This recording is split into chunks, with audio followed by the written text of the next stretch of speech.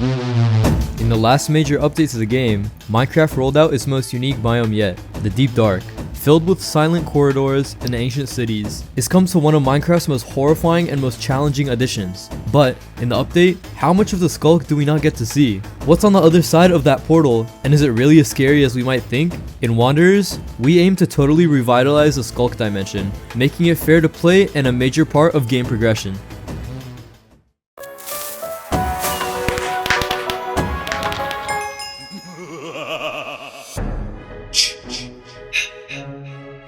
Welcome back to another Wanderers devlog. As always, we're starting this month's devlog with community announcements. Firstly, Wanderers Enter the Dojo is being released, allowing our community to test our new combat features.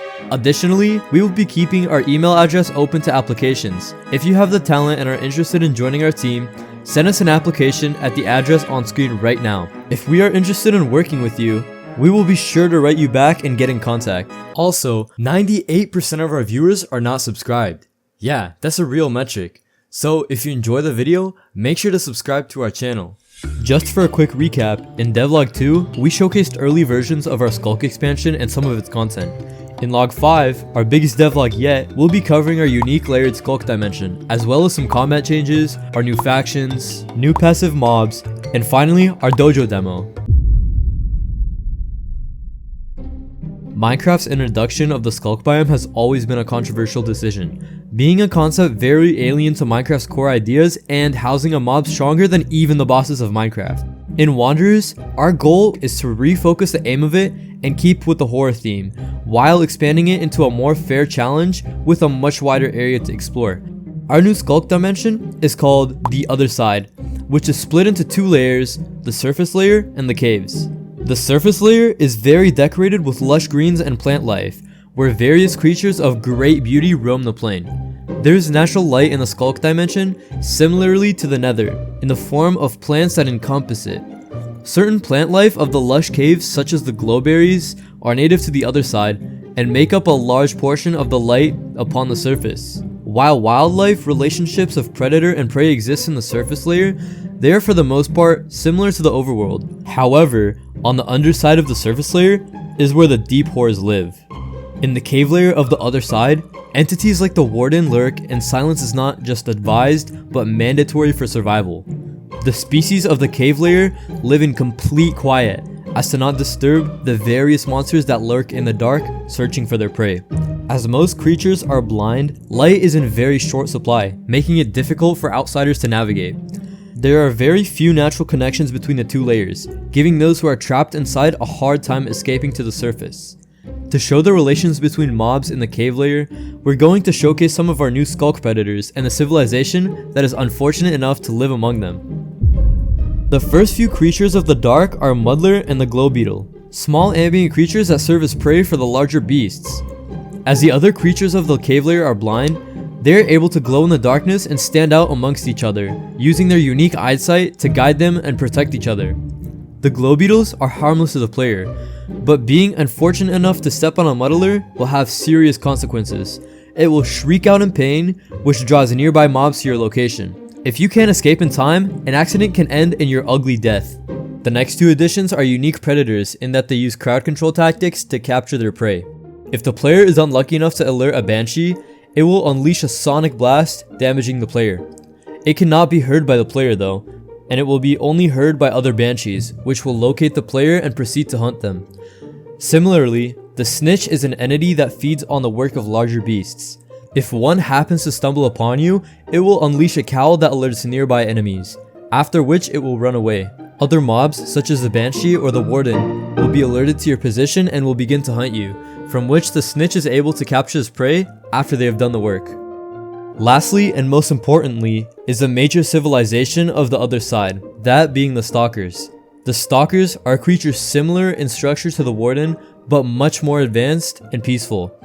Generations ago, they formed societies among the cave layers, before the Sculk infection had spread across the cave layer and creatures like the Warden had evolved. Each of their settlements are completely silent, facing the imminent threat of beastly creatures like the Warden or the Banshee. Because of this, they are unable to advance their societies and create better lives for their people. In their attempt to escape to the overworld, they failed to cross over without contaminating it as well, causing the spread of the Sculk infection in the overworld.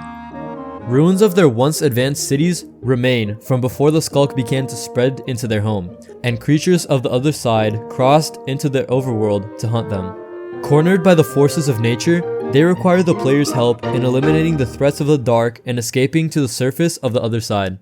Now that we've covered civilization of the other side, let's segue into a larger related addition.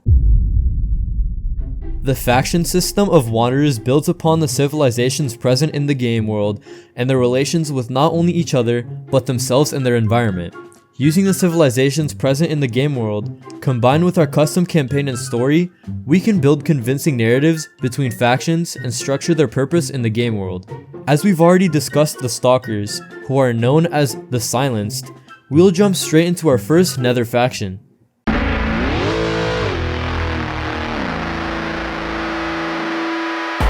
The first major faction are the War Pigs. As piglins from all regions of the Nether are under a disconnected and falling empire, those who live outside the Emperor's watchful eye are in great poverty and under strict supervision of the brutes. Seeking a strong, united empire, a piglin leader rises from far across the Nether to rebel against the Emperor's tyrannical rule. However, because of his conflicts with the rising overworld faction, the Emperor has hidden a horrific secret from his public, one that will ensure the revolutionaries cannot overthrow him without the aid of the player.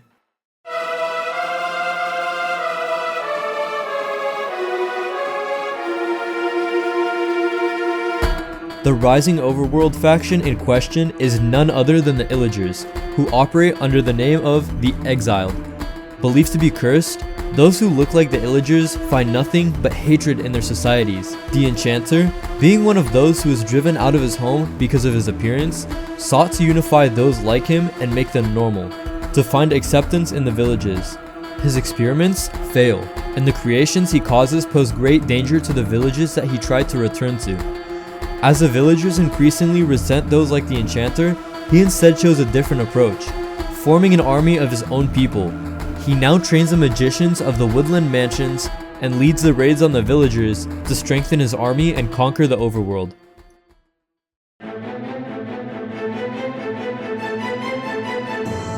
The Dragon Syndicate are the remains of the Endermen, a people who centuries ago were freed from the rule of the Ender Dragon. As they foresaw the dragon's return, they traveled across dimensions using their teleportation to gather resources that strengthen them. They are highly intelligent and have devoted themselves to stopping the imminent return of the dragon into their world. Though, due to unforeseen interference from outsiders, their strict preparation may have failed them. Now that we've covered our factions and given some much needed lore info, tell us what you think in the comments. Which faction are you most excited to see the story of in-game? Which one could use some more work? Be sure to let us know down below in the comment section. For a short breather, we're covering some of our new passive mob additions that we've been working on this month. First up is the Ostrich. Arguably the most notable addition of our new ambient mobs, the Ostrich can be found in the Savannah biome. With some food, they can be tamed, and like horses, players will be able to ride tamed ostriches using a saddle. The Ostrich has a unique drawback, being an extremely fast mount, but initially walking for a short period. This startup makes its speed a trade-off, getting increased speed on the mount but requiring a longer startup time versus the instant sprint ability of the horse or camel. The Forest Bear refers to two variants of bear, the grizzly and the black bear, that can be found roaming in forest and taiga biomes. Similarly to the polar bear, they will be neutral unless the player gets extremely close, after which they will sprint wildly towards the player, chasing them away. The piranha is an aquatic predator that feasts on the fish of the jungle, and if the player finds himself in a particularly swamped area, they can be easily swarmed by a group of the water-bound pests. Players will have to remove piranhas from their body, or else they'll suffer serious slowness when exiting the water and health drain. Hitting a piranha on your body will instantly kill it. Lastly, the giraffe is a passive creature that can be found in the Savannah biome. Like its real-life counterpart, it boasts an extremely long neck and patterned skin that gives a nice touch of life to the savannah. They don't spawn frequently, but finding one is a nice touch for the players who feel like the savannah is deserving of some extra content. The demo has been our team's main focus this month, and for good reason. It allows us to give the community live tests of our latest combat additions, and a preview for the more advanced combat system in Wanderers.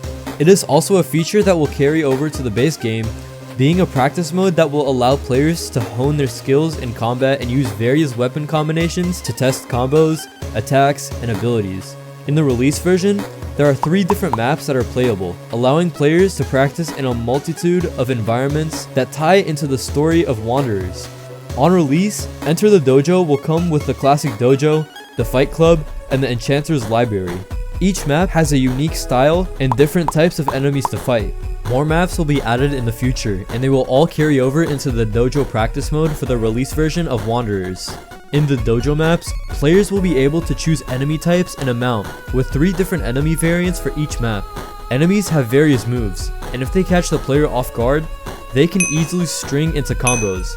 The enemy AI is not as diverse or skilled as a player, but it poses a far greater challenge than that of the base enemies in Minecraft. And with the broad range of styles that Wanderers Combat provides, they will make for fun sessions fighting waves and testing combos. We've also expanded our official soundtrack to accompany the demo maps and the title screen. Here's a snippet of the title theme for the Dojo demo.